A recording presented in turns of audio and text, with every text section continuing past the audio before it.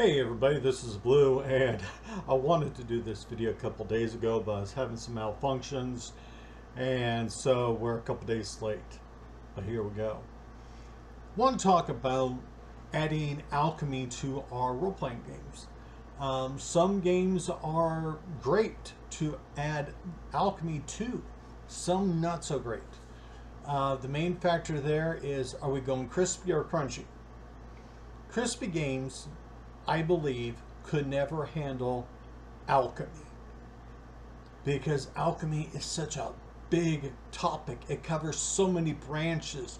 There's got to be a lot of detail to it, and if you want to run those rule light simplistic games, alchemy is probably going to overwhelm it and destroy it.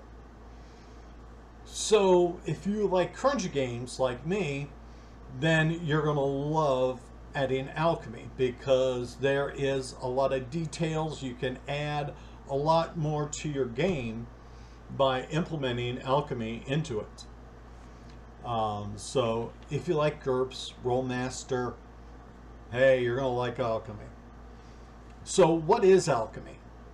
And that is the study of transforming metals into like gold and the elixir of life. And it was not just a scientific concept.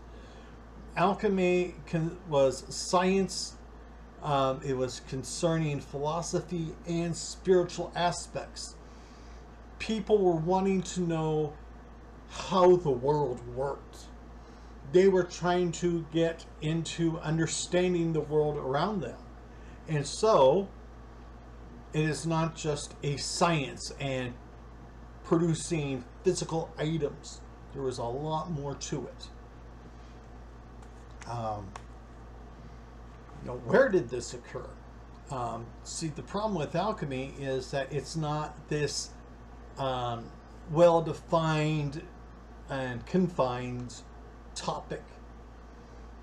You see, alchemy occurred in Europe, Asia, and Africa. And so there is a lot of space covered there, and so you're going to have a lot of information to go through and decide on what you want in your game. Maybe you want the alchemist to be basically a super magical blacksmith. Okay, well then there's a lot of alchemy that you can remove from it to implement the blacksmith into your game. And how long has alchemy been studied? And historically, about 3500 before Common Era. So we have over 5,000 years of alchemy. Alchemy is still being practiced.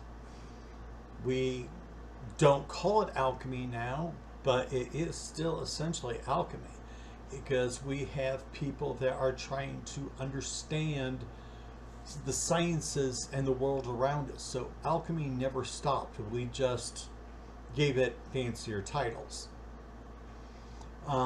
Most alchemy is considered to have begun in ancient Egypt and Babylonia. They're right there, Africa and Asia. Why was alchemy studied? And it was about power, greed, seeking immortality, helping people, and to understanding of the world around it. Okay, remember, this is where myths and legends affected everybody. If something happened, there was some cosmic reason for it, right?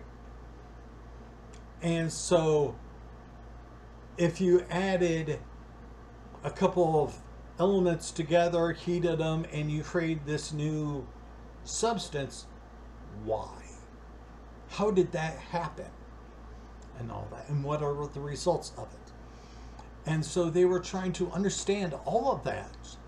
And so there was a lot of thought, a lot of philosophy into it. So think of Socrates. in there. Okay. Okay. Like I was saying, such a large area, there's going to be a lot of cultures, and each culture had their own viewpoint, their own set of priorities. Because you can say, like, the European was more of a material, greed involved there, because there were a lot of patrons that were wanting to find out how to turn lead into gold. But on your more Eastern, your Asian concepts, they put a little bit more emphasis on life and the healing, the medicine, the pharmaceuticals. Where do you think they come from? There was a lot of pharmaceuticals from Asia that became modern medicine. Okay, you've all heard of an apothecary. That's what it is.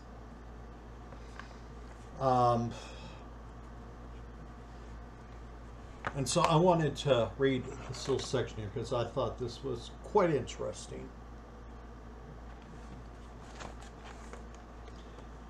On the practical level, alchemists concern themselves with powers of transmutation, curing diseases, prolonging life indefinitely, and other miracles.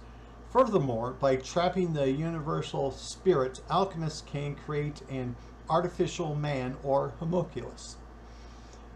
A major objective of most alchemists is creating a philosopher's stone, a substance which occurs both in solid tincture and liquid elixir form.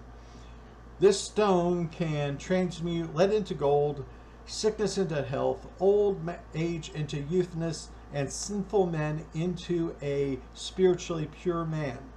Alchemy is based not so much on the principles of chemistry, but on rituals of purification and distillation of elements.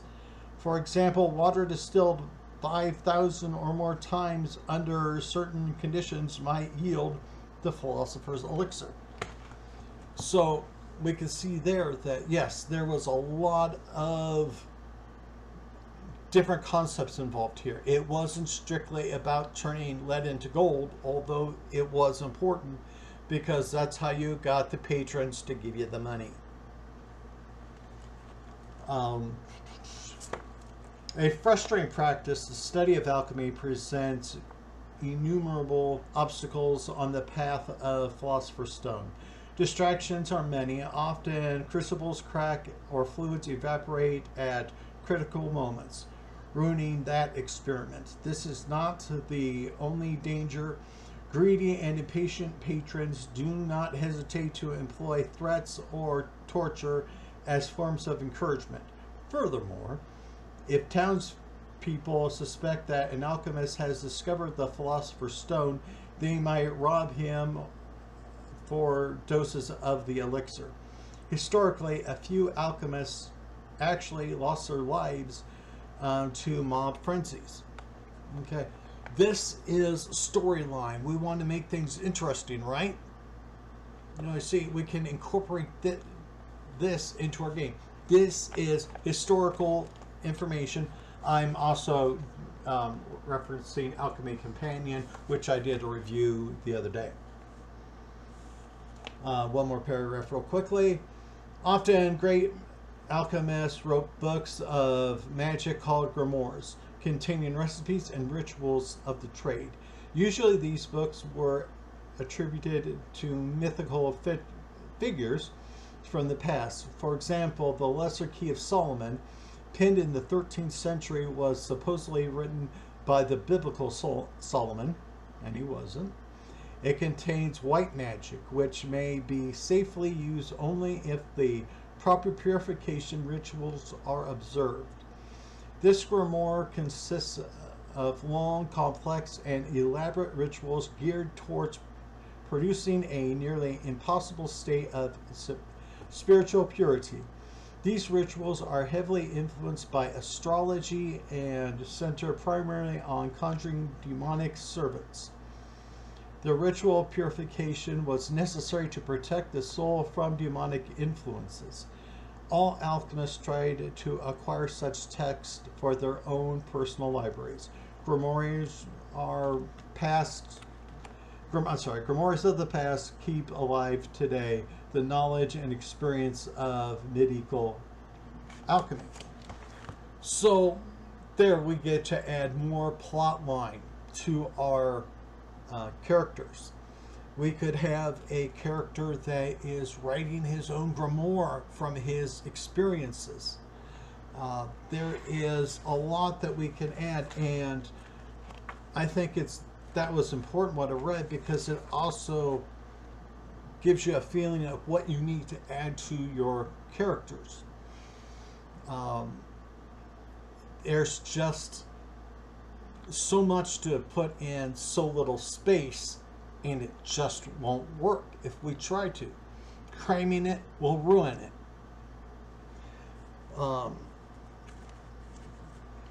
Okay, I'm going through my notes real quickly. So alchemy is too wide of a study to put it into one profession. There needs to be multiple professions, or in these other games, classes with subclasses, even though I hate subclasses. Now, in Alchemy Companion, they have your archetype alchemist, they have the adept, royal alchemist, they got inorganic, organic alchemists. They even have an evil alchemist, which I'll discuss again. I'll discuss it now. The concept of the evil alchemist here is the dismantling of magic items, and I think that's not what an evil alchemist would be doing. An evil alchemist would be implementing cursed items. He would be making a sword that, if used, all the blood that it draws makes it stronger, and it will take possession of the wielder. That's what an evil one would do. So what they consider evil is, but there are religious alchemists in here. We have shamanic. They even got a dwarf alchemist, because they would have different knowledges. And so it would be important, in my opinion, to have different professions. I have created different professions. Instead of having an alchemist, I would be using a sage. Now, a sage is, of course, is a scholar. He will be doing experiments too. He's not really into all the material, he's into the knowledge. He wants to understand the relationship and everything. Then, these are some of my professions. I have a vitamancer. This is somebody that tries to improve life in good and bad ways, because while he wants to do the medicinal to make people live longer and stronger, there are also creating monsters and darn cell phones. Creating monsters through hybridization and magic, implementing tattoos onto creatures to augment their inborn traits. Then I have a mechamancer. This is a more mechanical. This is the person that builds the golems, the constructs, that builds other weird, semi-intelligent contraptions. And so the purely mechanical gone nuts, you could say. I have the master craftsman. This is basically somebody who does magical crafting. He will make the magical swords, the magical armors. He can do other things that, is about building and embedding magic. The apothecarist, like I was just saying, this is somebody that makes the powders, the elixirs, the potions and lotions and all that to heal and to help people out. So, like I said, this is your pharmaceutical. Then I have the etherealist. Now, the etherealist is the name of the profession that takes spirits and essence of demons and all that, and embeds them into people and things. So let's say, Tolkien reference here, let's say you somehow captured a Balrog, fire elemental. So you want to take that essence, you take some of the fire essence, you take it out, and then you can embed it into a sword, and then what do you have? You have a flaming sword. Okay, that's the concept on the Etherealist. And the last one is the Charmsmith. We have so many little trinkets out there, so many little magic items, a DSI, daily spell item, and that's what they work on. So if you need a PowerPoint adder, a spell holder, and all that, Charmsmith, that's what they work on. And so let's say that's 7 professions that I have that work instead of having one alchemist. And so since I can specialize on these, I can make them much better, and you can have a couple of them work together. So instead of having one alchemist, you could have, let's say a sage, an apothecarist, and a charmsmith running a magic shop in some town, or a traveling magic shop. Okay?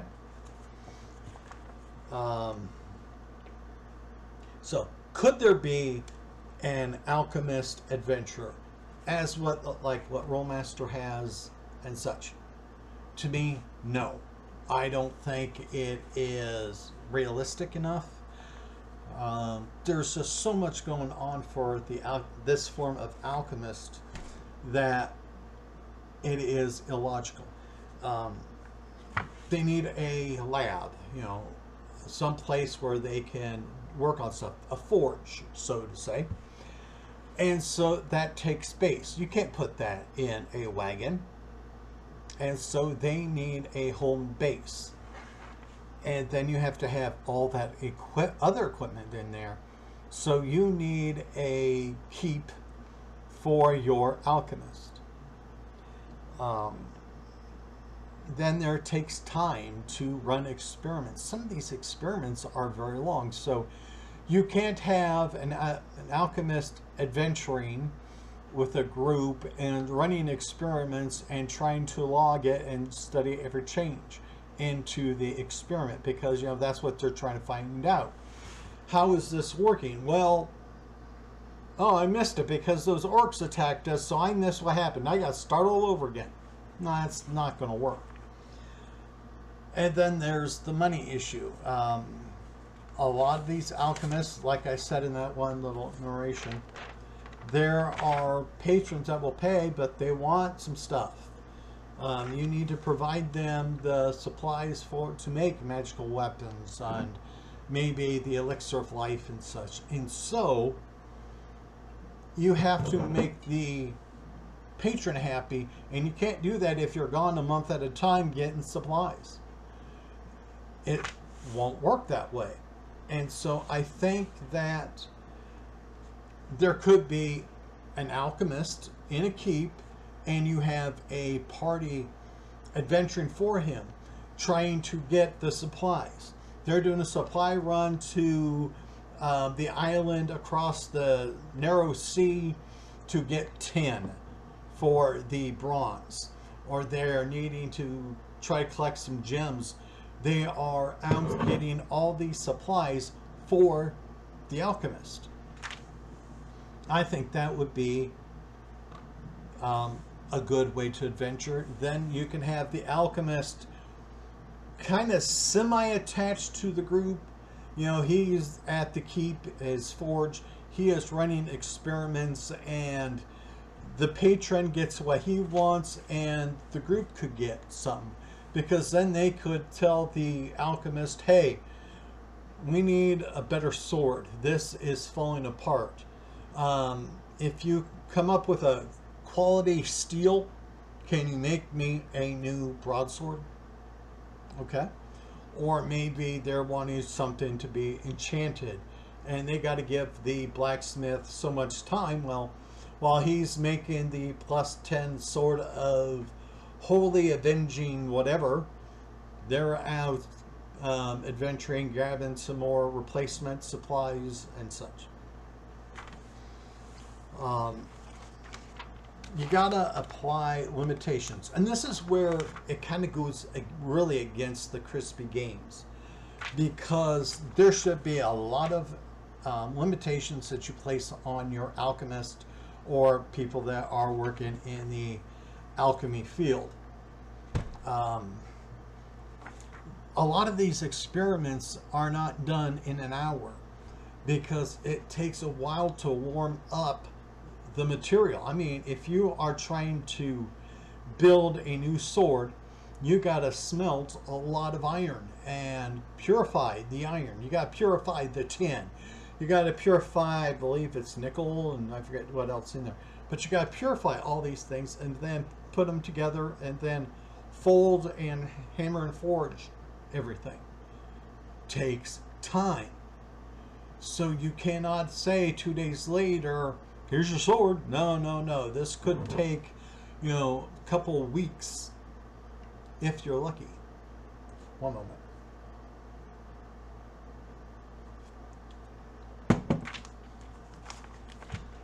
And then you got to make this dangerous as well.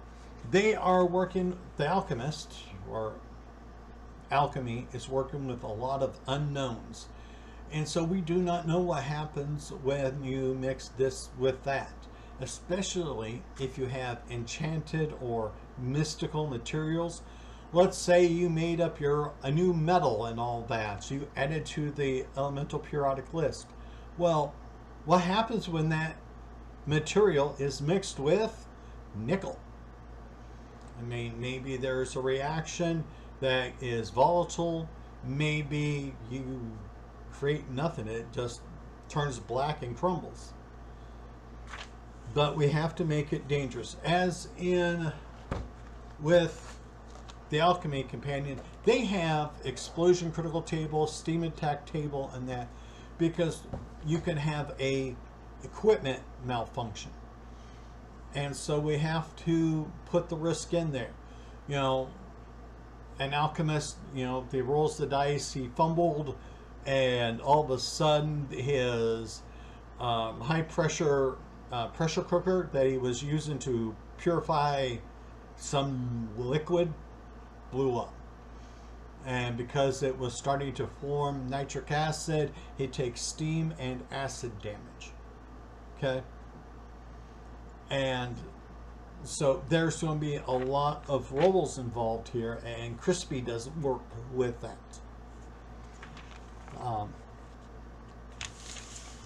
Now, because you do not want your enemy to have the advantage on you, because maybe they have an alchemist that's on the verge of discovering something, you need to have spies and saboteurs.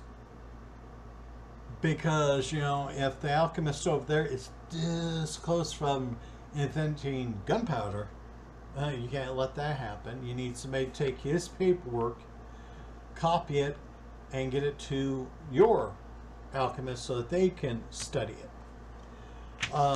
One, again, on limitations here, making a slow process, making it danger. Gunpowder. You have to have a certain restriction on purity, because you could have the three main items, but because of impurities involved in one or all, the chemical process doesn't occur, and you just get a little smoke and a strange smell when your alchemist, your chemist, is trying to make gunpowder. You also then I'd have to say that, like, your saltpeter has to be 95% pure for it to be effective.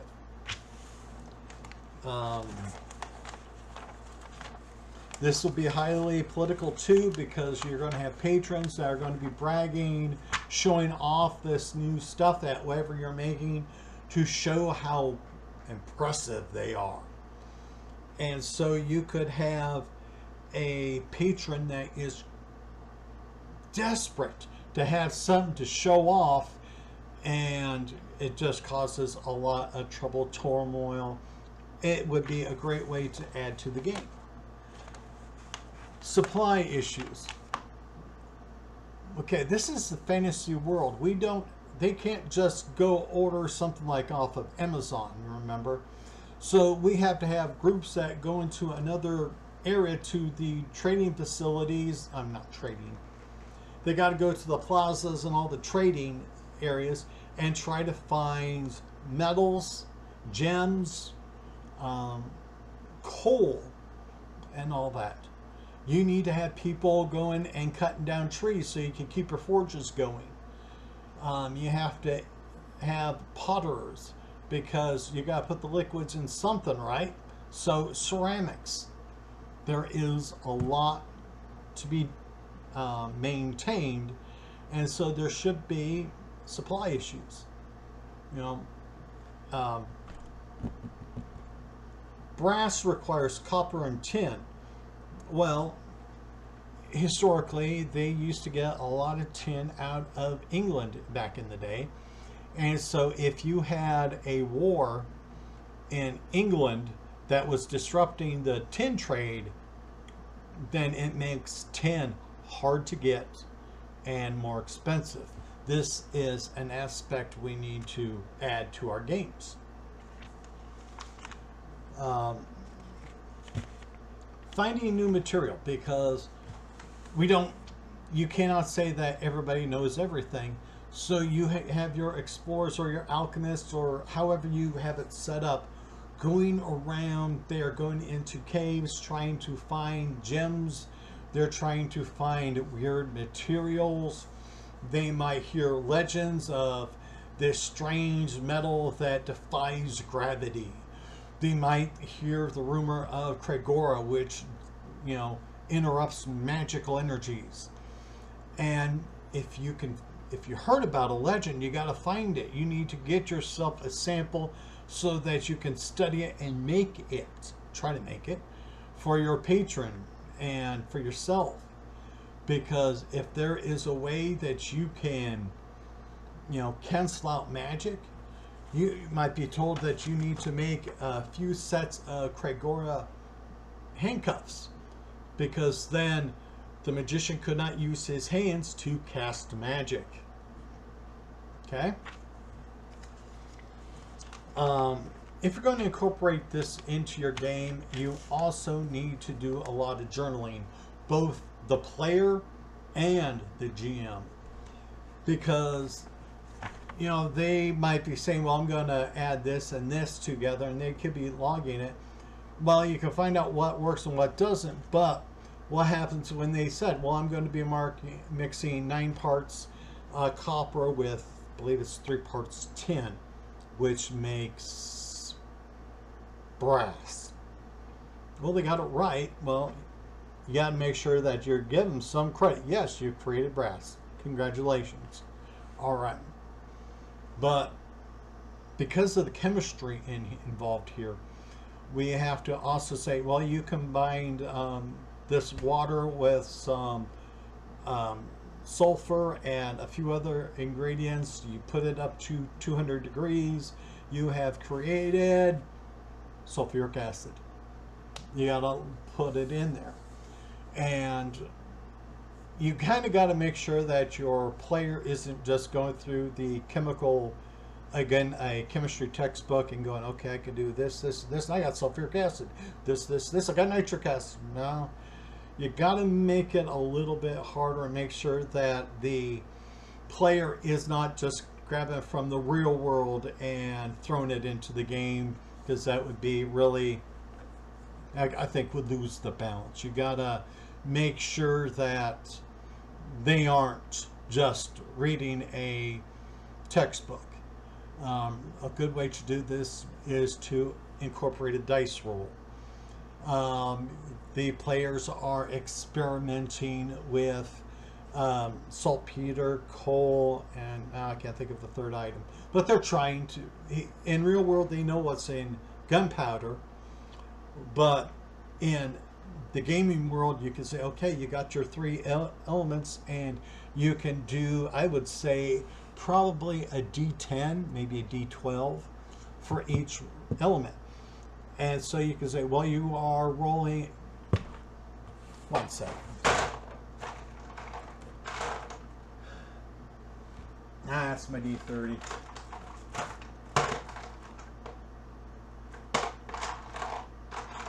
Oh, screw it. Let's just grab a D20. Okay. On the charcoal, you put in 16 parts.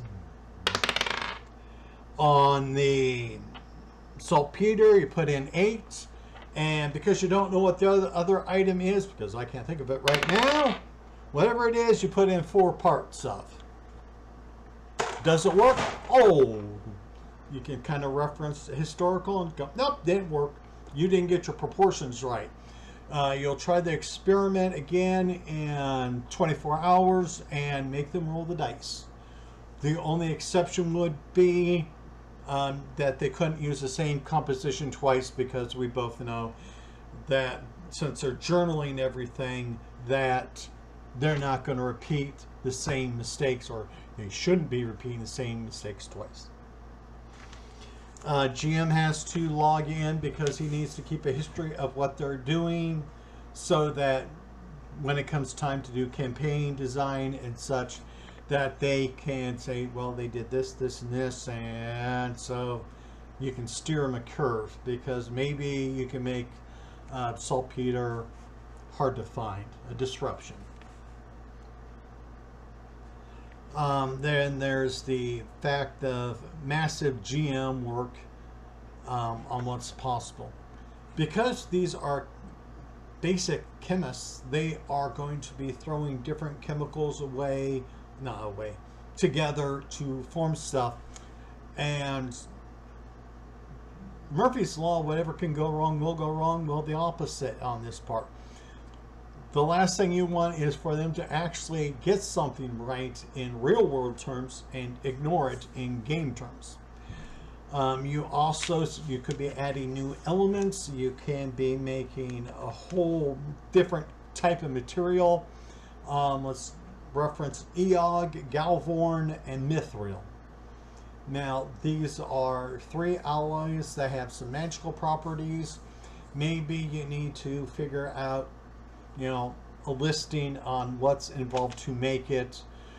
There could be special magics. You could have a special forge for it, because there isn't. You got to raise it up a little bit to a higher temperature, purities. There is so much to figure in, and you need to make sure you have that process journaled in a log of some sort, so that you can see if the players are getting close.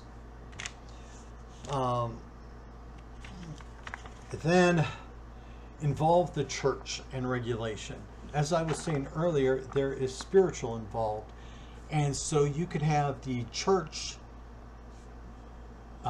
get angry because they're thinking that you're working with demons, and thus, if in an alternative Earth, you could be working with Satan, and they are going to want to stop you. They might try to tear down your studies and all that. And so you could put the church in there, or some type of cult that could be pro or con on what you're working on. Even though they don't know much, but you can have a church spy in there and saying that they worked with a whatever in animal sacrifice, and that's going to set off that church or cult. And so there could be regulations, people watching what you're bringing in, because if you're also your alchemist type profession is in a castle, there might be regulations of what he's allowed to bring in and what he can't bring in. There is a lot more spiritual involved here, because like I was saying, there's the etherealist, somebody that works with spirits similar to a shaman. And so there are going to be a lot of people wanting to know exactly what you're doing for that PC, and that could cause a lot of turmoil. in the game. You can then have a dumb alchemist get possessed and all of a sudden tell the people that are collecting supplies, no, no, no, forget that, get this, get that. I want you to do this, you must have this there. And there is just so much that can be added to your game by adding alchemy. And this is just me going off of what was presented in the Rolemaster and what I have done some research on, some YouTube videos. I think alchemy would be good for the game, but there is a lot involved, and if you can't handle the numbers and have to do the crispy games, then you might as well just stay away from alchemy, because it won't work for you. It will overwhelm your game. Like I said the other day, you know, this is Rolemaster's book on alchemy, 200 pages. This is bigger than some of these games' rule books. So, a lot to think about. What do you think about the artwork? I am now using Novel AI to create images, and this is 2 images imposed on each other for this particular thumb. I think this is going to be fun to do. Please put your comments down below if you have any opinions, any advice. If I'm missing something, please tell me below in the comments. And everybody, please take care, be at peace.